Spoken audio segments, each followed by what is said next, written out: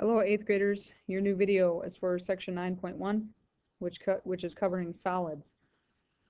And so there's quite a few terms with this section.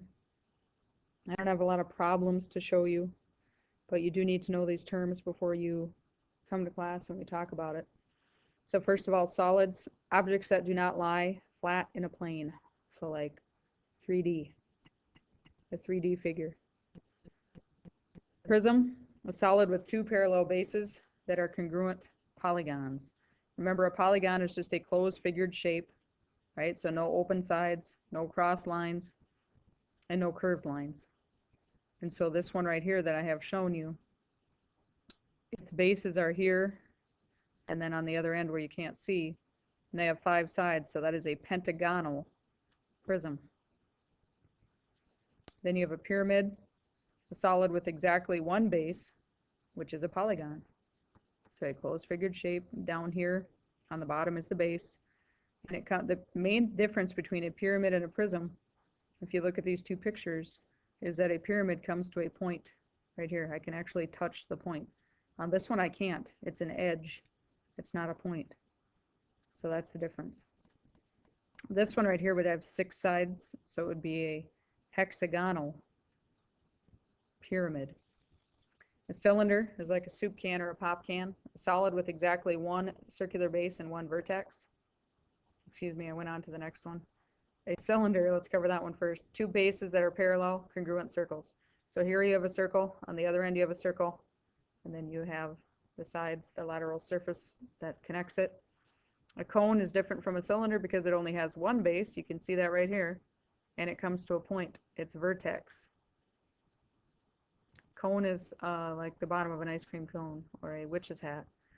Polyhedron, that's just a fancy word for 3D figure. A solid whose faces are polygons. It's just a 3D object. 3D figures are named by the base unless they have a special name. So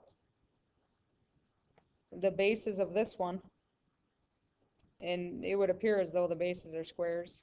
So you could call it a square prism. Or because a square is a rectangle, you could also call it a rectangular prism. So again, let's go back over one of these up here. We said this is a pyramid. It has a 6-sided base, so it is a hexagonal pyramid, and this one was a pentagonal prism.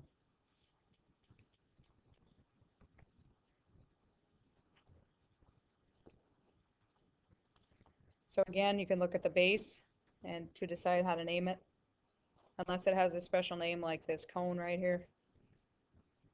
A cone, I mean, you could call it a circular pyramid, I suppose, but there is a technical name for it, which is cone.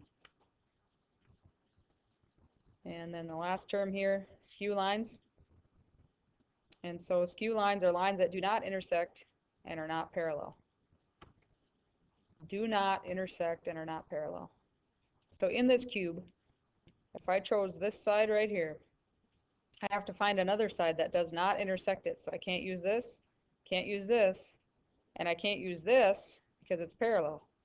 That would mean I would have to use something that's on a different side that doesn't intersect with that one. So I can't use this one because it crosses, right? I can't use this one because it's parallel. That leaves me with one of these back sides that is not parallel. You can see here that this side runs up here.